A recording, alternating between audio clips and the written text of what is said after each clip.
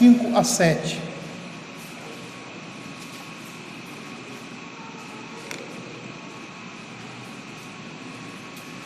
Eu vou fazer a leitura do verso 1 até o verso 7. Como nós dividimos aí essa primeira parte de exposição.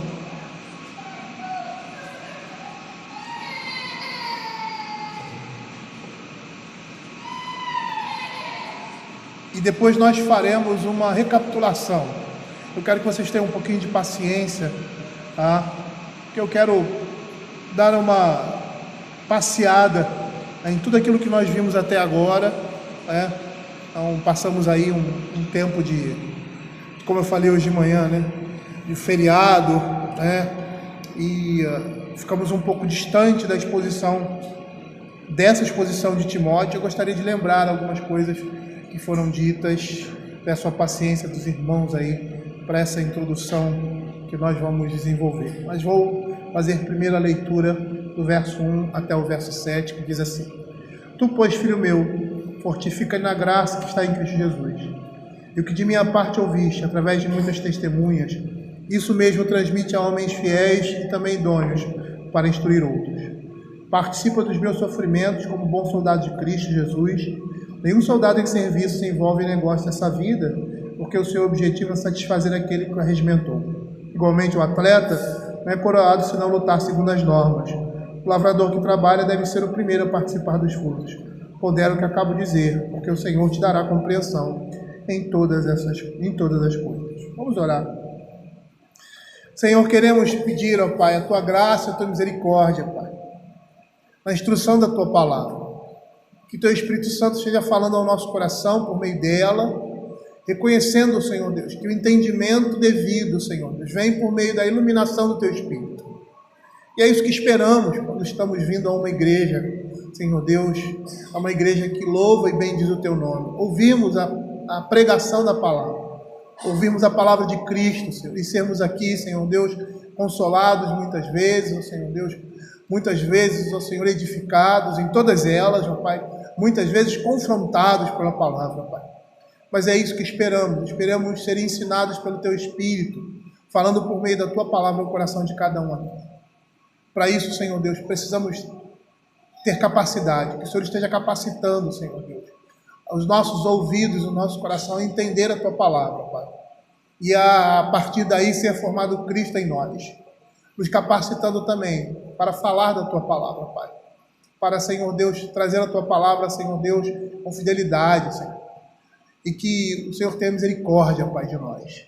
É o que nós pedimos, em nome de Jesus. Amém. Queridos, nós vimos na última exposição, né, Paulo falando dos deveres de um soldado. Foi no verso 4, né? Comparando o serviço cristão, né, às atividades de um ministro, mas que de certa forma alcança todos que são soldados de Cristo no combate da fé. Eu queria dar uma visão geral desse capítulo 2, quando Paulo, nesse capítulo, dá a Timóteo exortações e orientações de grande utilidade para ministros e para cristãos também. Então, no verso 1, né, nós vimos lá que, em primeiro lugar, Paulo anima Timóteo em seu trabalho, mostrando onde ele deve buscar ajuda. Tu, pois, filho meu, fortifica-te na graça que está em Cristo Jesus. Vimos que, nessa exposição, que fortalecer-se na graça seria viver de forma que agrade a Deus, a forma como se requer de nós. O exercício da vida cristã, a obediência à vontade de Deus, expressa em sua palavra, são formas objetivas de nos fortalecermos na graça de Deus. Vimos também que essa graça está em Cristo Jesus, e que isso significa dizer que sem Ele, nada podemos fazer. Ele é a fonte que emana graça para o seu povo. Precisamos estar nele. E quando empregamos os meios de graça, que fazem parte da nossa vida corporativa e individual, que é o exercício da vida cristã por meio da palavra, oração, a comunhão com o corpo de Cristo, estamos nos fortificando da graça de Deus, obedecendo e cumprindo o chamado cristão em nossas vidas, vivendo a vida de uma forma piedosa. A graça de Deus que está em Cristo Jesus vai atuando em nós de forma que nos tornemos mais vigorosos nesse mundo, preparando-nos para o reino eterno. No verso 2 nós vimos Paulo falando da transmissão do ensino da palavra de Deus para capacitar outros a ensinarem essas verdades. Quando ele diz, e o que de minha parte ouviste, através de muitas testemunhas, isso mesmo transmite a homens fiéis e também idôneos para instruir outros. Vimos que isso se refere ao aspecto da sucessão no ministério, né? Do ofício de presbíteros, de pastores no meio do seu povo, para que o ofício não morra. E aí, dentro dessa exposição, nós percebemos que o Evangelho é um tesouro que precisa ser compartilhado com os homens. O caráter do Evangelho exige isso de nós. E aí citamos Mateus capítulo 5, verso 14 a 16, e um texto de 2 Reis, capítulo 6, do verso 24 ao verso 30, e 2 Reis 7, de 3 a 10. Nós vimos também nessa exposição que os ministros são mestres que devem ensinar a outros para se tornarem mestres, com o intuito que o Evangelho avance. E todo crente tem essa responsabilidade de pregar o Evangelho com sua vida e pregação da palavra. E nesse contexto, falamos também que os pais têm a responsabilidade de transmitir aos seus filhos a verdade do Evangelho como uma herança, para que a igreja de Deus tenha continuidade. E aí, voltando para o aspecto pastoral, nós vimos que os que recebem o muno de pregar devem ser fiéis e íntegros na transmissão da palavra e na sua missão. Devem ser homens de confiança, que não abandonem sua missão por motivo algum. Serem fiéis no desempenho de suas funções, de pastorear o rebanho de Deus, e que tenham condições para esse serviço, e que o façam com qualidade e honestidade, as quais são apresentadas lá em 1 Timóteo, capítulo 3. E aí vimos também no verso 3, quando Paulo diz assim: participa dos meus sofrimentos como bom soldado de Cristo. E a partir daqui nós vamos perceber Paulo exortando o Timóteo a constância e perseverança nesse trabalho, usando as figuras de um soldado, atleta e agricultor. Expusemos nesse momento as características que envolvem um soldado que se assemelham à vida cristã no combate à fé, que inicialmente ele deveria suportar as dificuldades decorrentes do seu chamado, que as provações e dificuldades decorrentes do ministério não deveriam fazê-lo abandonar sua vocação, da mesma forma que as dificuldades e provações desse mundo não devem afastar o cristão de sua profissão de fé. Citamos também em 2 Timóteo capítulo 3, verso 12, para lembrar aos crentes que todos que querem viver piedosamente serão perseguidos. E aí, no verso 4, Paulo diz assim: nenhum soldado em serviço se envolve em negócios dessa vida, porque o seu objetivo é satisfazer aquele que o arregimentou. Ainda nessa imagem do soldado, vimos Paulo falando do envolvimento do ministro quanto ao seu chamado, ser comparado ao compromisso de um soldado. E apesar de Paulo aplicar essa imagem ao ministro do Evangelho, essa é uma figura que a Escritura aplica a todo crente como soldado de Cristo. Vimos que, por causa disso, a sua dedicação deve ser total, ou seja, um envolvimento completo com a sua missão, cumprindo o que o seu general exige. Em uma linguagem mais específica, seria renunciar às futilidades e diversões do mundo, empregando todas as energias dessa luta, focar na realização dos nossos deveres como servos de Cristo, para agradar a Deus. Vimos também nessa exposição como deveria ser a conduta de um ministro a partir do exemplo do apóstolo Paulo, que se encontra em 2 Tessalonicenses, capítulo 2, verso de 4 a 11. E nessa mesma perspectiva falamos também da responsabilidade do crente, usando Hebreus capítulo 12, verso de 1 a 3. Concluímos que a grande preocupação do soldado de Cristo é agradar a Deus e ser aprovado por Ele. E ao final vimos as características apresentadas por William Barclay, que envolvem a vida de um soldado, que seriam o envolvimento e entrega total a esse serviço, a obediência irrestrita ao general que é Cristo, a fidelidade ao seu Senhor até a morte, e o soldado estar condicionado ao sacrifício. E quando falamos isso, usamos a ilustração de Lucas, capítulo 9, versos 23 e 24, que fala de carregar a cruz e perder a vida para ganhá-la. E aí finalizamos com Jesus convidando seus discípulos a irem embora com outros que estavam fazendo isso, lá em João capítulo 6, verso 66.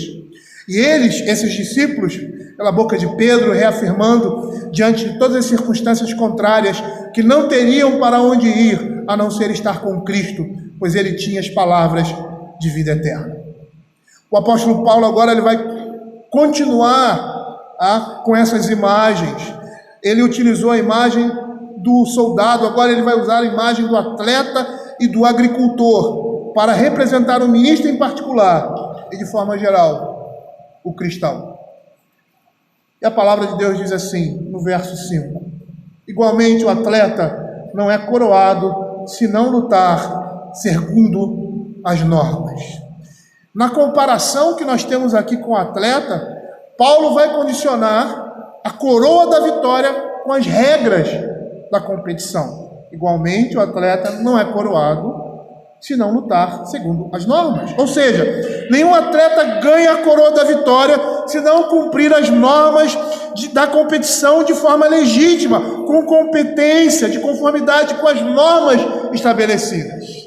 Eu sei que vocês vão achar engraçado, mas quando eu estava preparando esse texto e falando sobre essas questões, de um atleta trabalhar segundo as normas, para ser coroado, eu me lembrei de um desenho da minha época de infância, chamada Corrida Maluca. Isso vai denunciar a minha idade, a idade de alguns. O Dick Vigarista, ele sempre fazia alguma coisa que fugia às regras da corrida para ganhar, e sempre saía prejudicado. Nessa nossa luta, se nós não jogarmos segundo as normas da palavra de Deus, nós não vamos conseguir alcançar o nosso alvo. E é essa a imagem de Paulo aqui. Era necessário que o atleta seguisse as leis da disputa, e ele não podia tornar mais leve o seu trabalho quebrando as regras, pegando um atalho, no caso de uma corrida. Ele teria que cumprir todo o trajeto.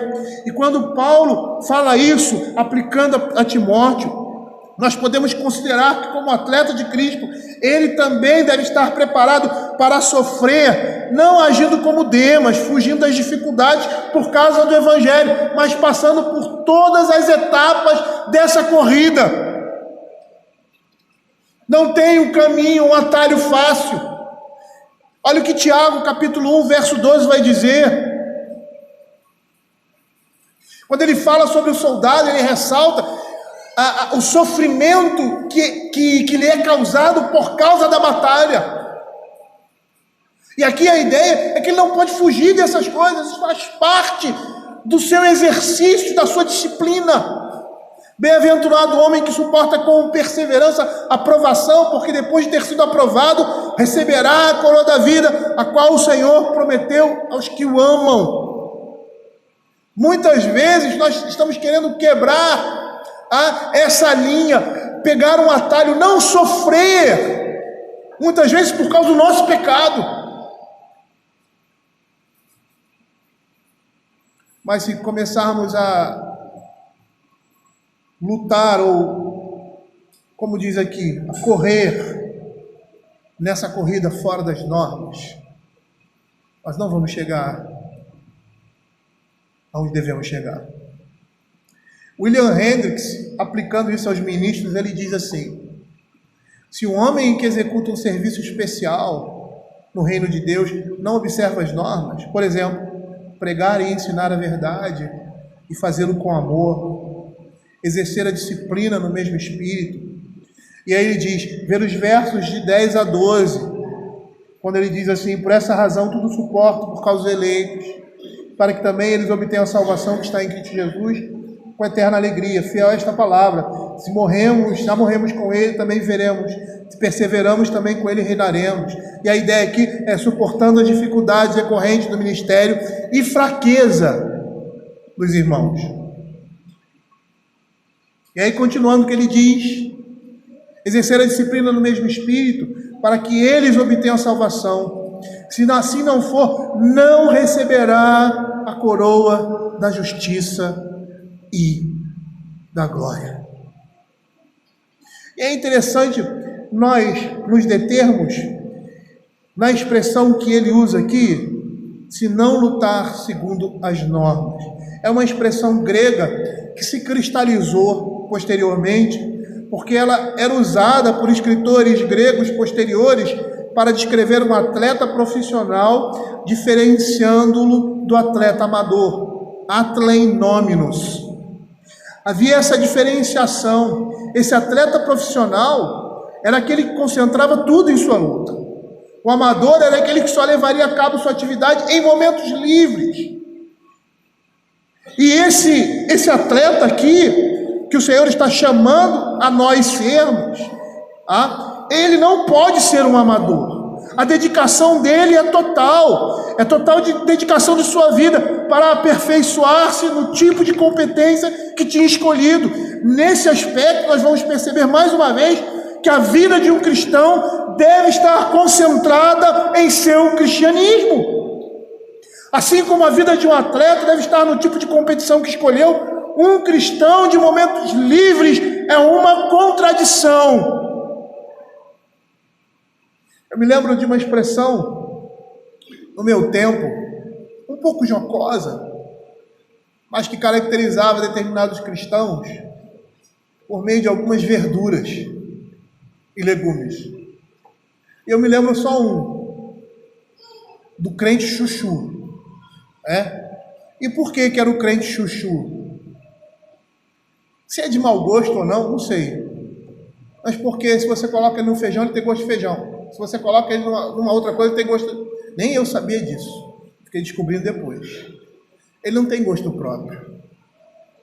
Ele assume o gosto de onde ele está. É mais ou menos isso que Paulo está dizendo aqui. Nós não podemos ser assim como crentes.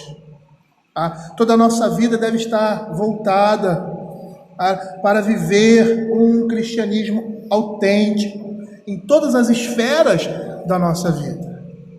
Mas quando ele diz que devemos lutar segundo as regras, ele quer ressaltar que não podemos usar de subterfúgios da vida cristã, de atalho. As nossas armas são espirituais, elas não são carnais. Abra 2 Coríntios capítulo 10, verso 3 a 5.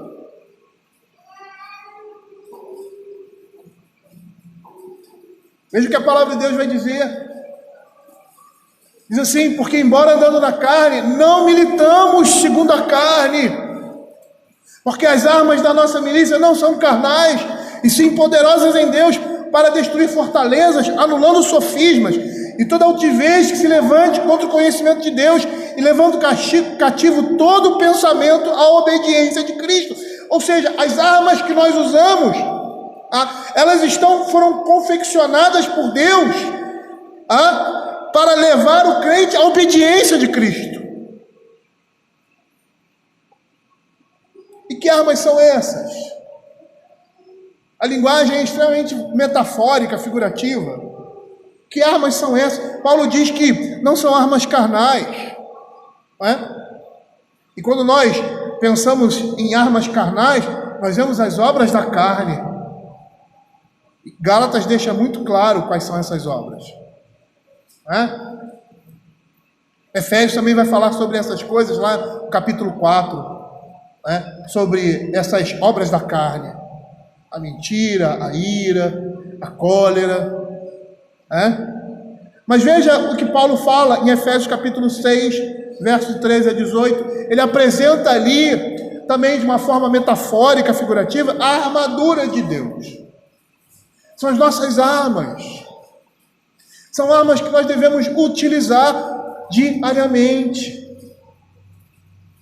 E como na expectativa, ou seja, na perspectiva, melhor dizendo, de um soldado, ele em combate, ele em momento algum pode abaixar as suas armas.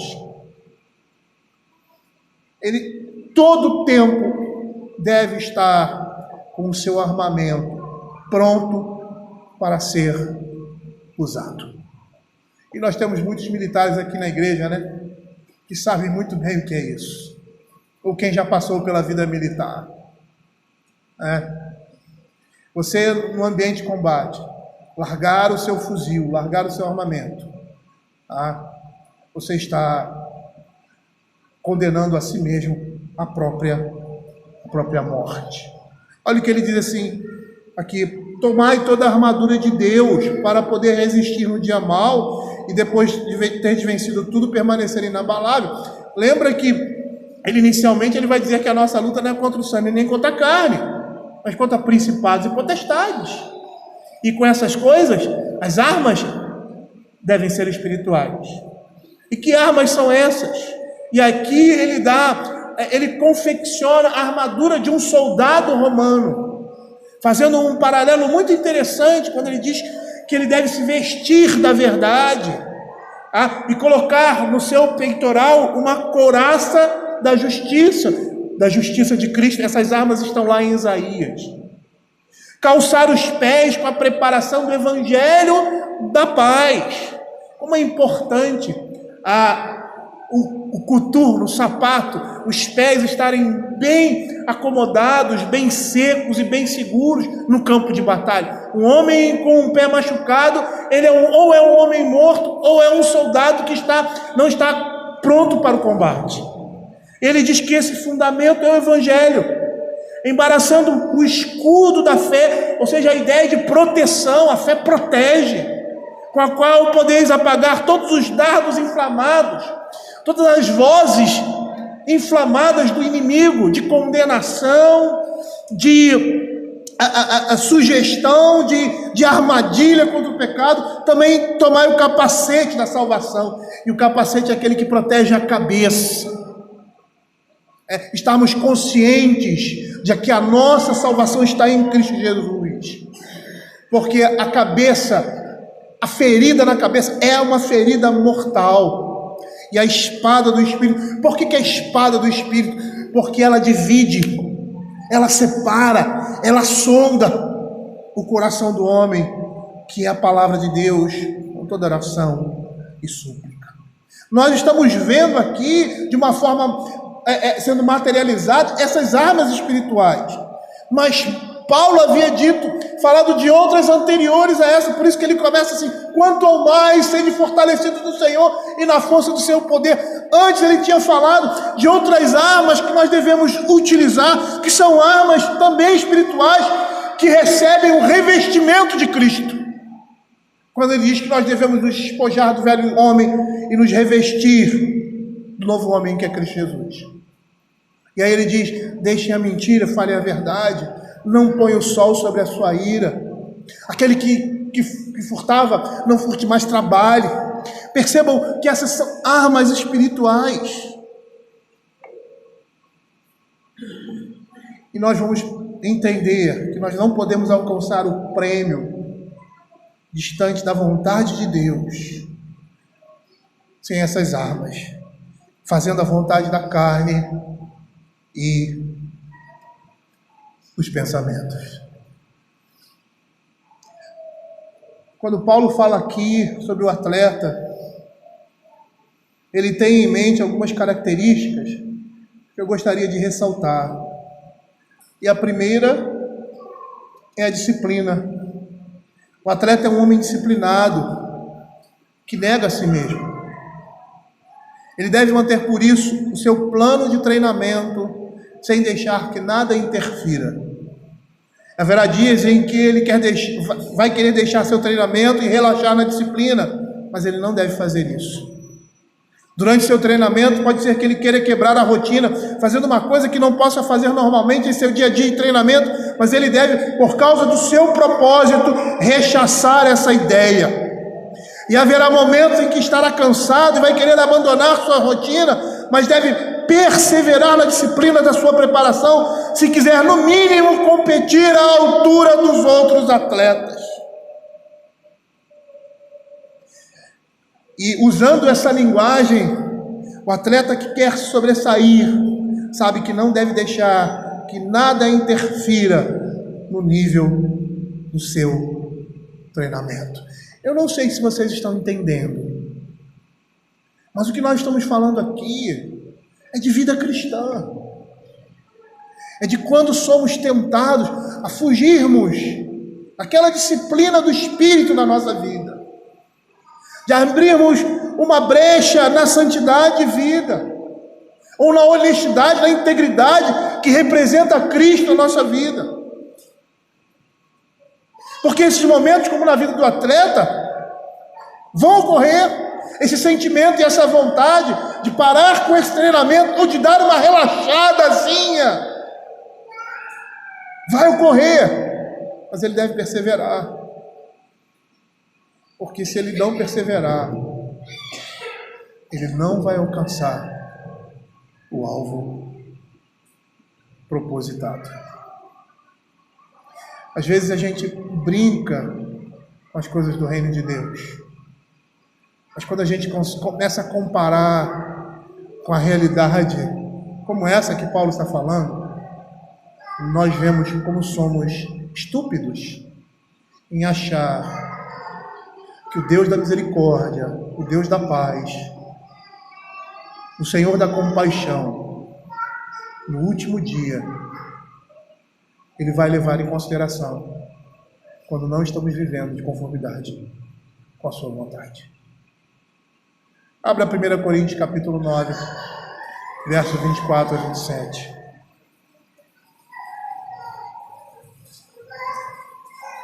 Olha que interessante esse texto. Quando Paulo fala dessa mesma realidade, ele diz assim: não sabeis vós que os que correm no estádio, todos na verdade correm, mas só um leva o prêmio? Correi de tal maneira que o alcanceis. Todo atleta em tudo se domina, aqueles para alcançar uma coroa corruptível, nós, porém, a incorruptível.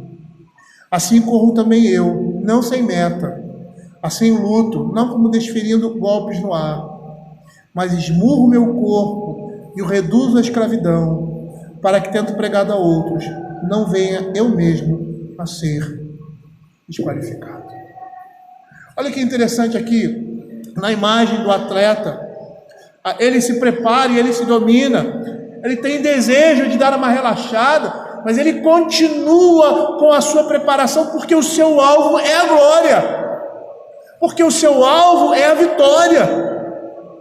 E na comparação com os outros atletas, ele sabe que tem gente que está muito preparada ali, e que se ele quiser ganhar o prêmio, ele vai ter que superar aqueles seus competidores. E quando Paulo transfere isso para a vida cristã, ele diz: nós estamos correndo por uma coroa incorruptível, por uma glória que não se corrompe. Então nós devemos fazer muito mais.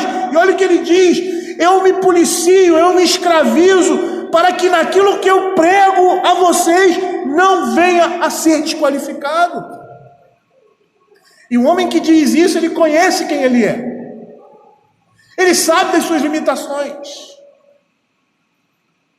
E sabe que se ele não jogar segundo as regras, ou seja, se o coração dele não estiver em fazer a vontade de Deus e buscar isso desesperadamente, aquilo que ele prega, ele será alvo da sua própria pregação.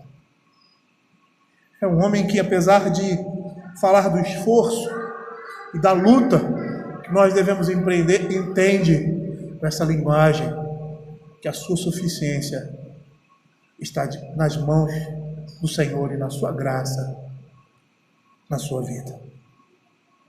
E da mesma forma, queridos, deve haver disciplina na vida cristã.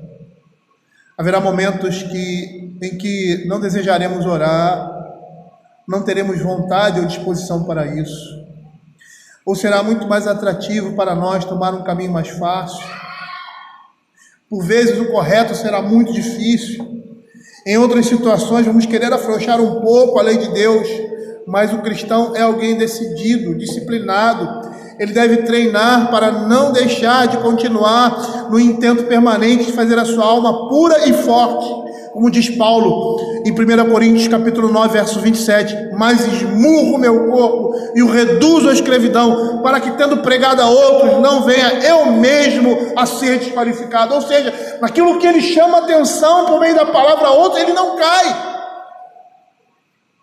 E por quê? Porque ele é forte, porque ele depende da graça e da misericórdia de Deus. E é essa graça e essa misericórdia que o sustenta nessas horas. Veja o que diz Mateus capítulo 7, verso 13. E parece uma contradição, mas é um paradoxo, porque todos aqueles que creem, acreditam e são sustentados pela graça de Deus são aqueles que mais trabalham em prol do reino de Deus e das suas vidas. Entrai pela porta estreita, diz a palavra. Largue a porta, espaçoso o caminho que conduz para a perdição, e são muitos os que entram por ela. Porque estreita é a porta e apertado o caminho que conduz para a vida, e são poucos os que acertam com ela. Queridos, nós devemos viver de tal modo que alcancemos essa coroa da vitória. Veja o que o apóstolo Paulo vai dizer em Romanos capítulo 13, verso de 11 a 14. Ele vai dizer assim: e digo isto a vós outros que conheceis o tempo, já é hora de vos despertardes do sono, porque a nossa salvação está agora mais perto do que quando no princípio. Vai alta noite, vem chegando o dia. Deixemos, pois, as obras das trevas e revistamo-nos das armas da luz. Andemos dignamente como em pleno dia, não em orgias, bebedice, nem em pudicícias e dissoluções, nem em contendas e ciúmes, mas revestivos do Senhor Jesus, e nada disponhais para a carne no tocante às suas concupiscências. É isso que é viver debaixo de uma rotina que representa a perspectiva e a vida de um atleta. É não dispor nada para a carne, é perseverar em todo sentido numa santidade de vida, seguindo a vontade de Deus, não a vontade dos nossos corações. Matthew Henry, e aqui eu cito muito Matthew Henry, ele era um pastor puritano, presbiteriano, do século XVIII, na Inglaterra. Ele, em seu comentário a respeito desse texto, ele diz assim: estamos empenhando-nos pelo domínio, para obter o domínio das nossas concupiscências e depravações, para sobressair naquilo que é bom. Porém, não podemos esperar o prêmio sem que observemos as leis. Ao fazer o que é bom, devemos cuidar para fazê-lo da forma correta, para que o nosso bem não seja mal interpretado. E diante dessa informação, dessa palavra, ele conclui: um cristão deve lutar para obter o domínio. Ele deve buscar dominar seus próprios desejos e corrupções. E aí você lembra o que Paulo fala: não vos embriagueis com vinho, no qual há dissolução, mas enchei-vos do Espírito. E a ideia ali de que o embriagar com vinho era você perder o controle, e o enchimento do Espírito faz você ter controle, ter domínio próprio, dominar o seu coração e os seus desejos pecaminosos. E aí ele continua: ele deve militar de acordo com as leis dadas a ele, ele deve lutar legitimamente. Aqueles que o fizeram serão coroados no final, depois que uma vitória completa for alcançada. É isso que o nosso comandante espera de nós, pois depois de termos vencido tudo, ele espera que permaneçamos firmes. Há um tempo atrás era uma expressão que era muito usada: nadou e morreu na praia. Quer dizer, ele fez o mais difícil, chegou no fácil, ele se entregou. E é isso que acontece quando nós abaixamos as nossas armas. Achamos que a batalha acabou, vencemos. Opa, a dificuldade se foi, mas as armas precisam estar empunhadas. Por quê? Porque o nosso inimigo, ele não descansa. A nossa natureza é ruim, é má. O mundo jaz no maligno. E após cada luta e cada dificuldade, ou cada problema, ou cada provação, por mais que tenha bonança, nós precisamos ainda continuar perseverando firmes na fé. Olha o que o apóstolo Paulo fala em Efésios capítulo 6, verso 13. Ele diz assim: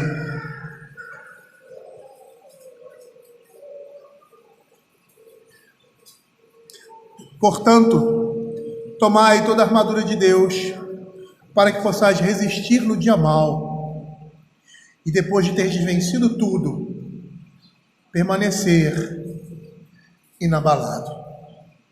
O atleta, ele é disciplinado, e essa característica nós vemos aqui. Uma outra característica é aquela, está muito clara, aquele que observa as regras. E apesar de falarmos anteriormente, fizemos alguns comentários sobre isso, eu gostaria de ressaltar as regras que compõem o jogo. Se ele não competir respeitando essas regras, ele não alcançará a coroa da vitória. Nós não podemos levar a vida cristã como achamos, queridos. Não somos nós que ditamos a regra da vida. Eu não posso ser um bom atleta se violo as regras da competição. Eu não posso ser um bom cristão se faço de mim mesmo o Senhor da minha vida. Nós não lutamos com as nossas armas, não ditamos a nossa religião, o nosso culto ou o que devemos crer sobre Deus. É Ele que determina essas coisas, como nós devemos andar. Abre Isaías 48, verso 17. Olha o que a palavra de Deus diz. Assim diz o Senhor, o teu Redentor, o Santo de Israel: eu sou o Senhor teu Deus, que te ensina o que é útil e te guia pelo caminho em que deves andar. Nós vemos muitos crentes aí, chamados de crentes desigrejados, que dizem que podem servir a Deus. Eu sou crente, eu posso servir a Deus fora de uma igreja. A igreja só tem pecador. Esses também dizem como a igreja deve funcionar, ou como o pastor deve ser, segundo as suas concepções. Não são as suas regras, mas é aquilo que a palavra de Deus fala. Nós estamos estudando uma epístola, ou duas epístolas, são chamadas de pastorais. E nessas epístolas pastorais, nós temos aqui como a igreja deve funcionar. Como ela funciona. Como deve ser a sua liderança. Como deve ser o culto. Até mesmo o aspecto do auxílio aos irmãos. Ali nós temos as viúvas, exemplos de pessoas que eram carentes no meio do povo de Deus. Se nós queremos conhecer a Deus, queremos conhecer a nossa igreja, ou seja, a igreja de Cristo, seja ela batista, presbiteriana ou qualquer outra denominação, nós precisamos olhar para a Escritura e moldar a nossa prática de vida cristã e de igreja conforme a palavra de Deus, não conforme nós achamos. É retirar da palavra aquilo que nós devemos ser como crente e aquilo que Deus exige de nós, como as nossas igrejas devem funcionar.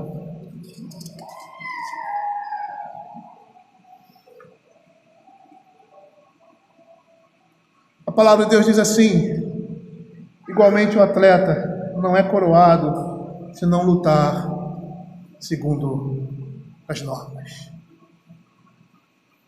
Às vezes nós brincamos com o Evangelho, porque estamos fazendo do Evangelho aquilo que nós achamos que devemos fazer. Não ouvimos aquilo que Deus diz em sua palavra, que contraria a sua vontade, e mesmo assim queremos receber o prêmio. Não é assim, queridos. Eu sempre digo, se naquilo que é muito claro e fácil a gente não obedecer, as coisas mais difíceis serão muito piores. Nós lemos um texto que fala sobre isso hoje. Então, se a coisa está ali, está clara, por mais que possa trazer um desconforto, aquilo ali está claro. Faz. É específico, a palavra de Deus está falando, não tem por onde ir. Está tão claro ali, está tão fácil de entender. Se lança sobre aquilo, porque vão vir coisas piores. E se você não consegue ser fiel naquilo que é pouco, naquilo que é claro, naquilo que é específico, quanto mais nas outras coisas da nossa vida que vão ficando mais difíceis. E que quando assumimos uma determinada posição, nós nos afastamos do Evangelho, nós nos afastamos do Senhor.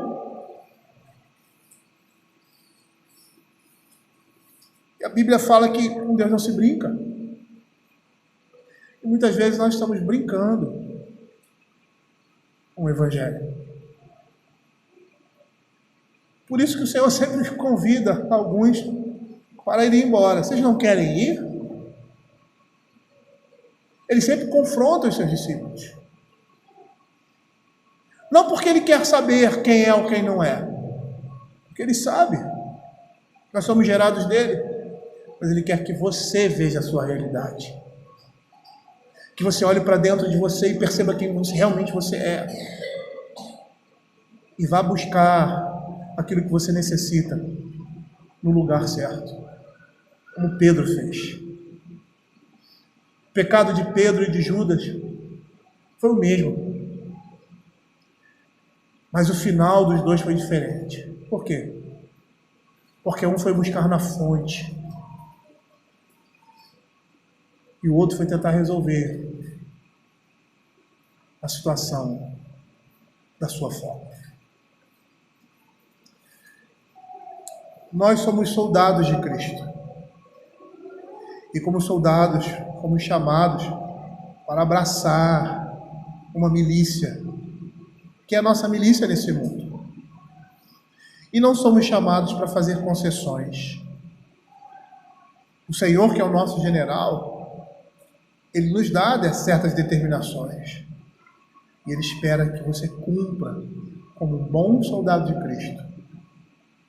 Porque se como atleta você não joga ou não participa da competição de acordo com as regras, você não vai levar o prêmio. A palavra de Deus está nos incitando a perseverança, a constância e a certeza de que se colocarmos o nosso coração no Senhor, lançarmos sobre Ele as nossas fraquezas, o Senhor vai nos sustentar e vai nos levar ao final dessa nossa jornada. Mas o que Ele espera de nós? Ele espera de nós perseverança. Porque aquele que perseverar até o fim será salvo. O Senhor está nos chamando aqui a continuarmos a caminhada cristã, diante de todas as dificuldades, diante de todas as oposições, sabendo que o que nos espera vale muito mais a pena e tem muito maior valor do que possamos receber nesse mundo. Nenhum soldado em serviço se envolve com os negócios dessa vida, porque o seu objetivo é satisfazer aquele que o regimentou. Igualmente, o atleta não é coroado se não lutar segundo as normas. Que o Senhor esteja nos dando graça e misericórdia para que possamos perseverar até o fim e saber que em Cristo nós temos a nossa consolação e a certeza da nossa salvação. Vamos orar.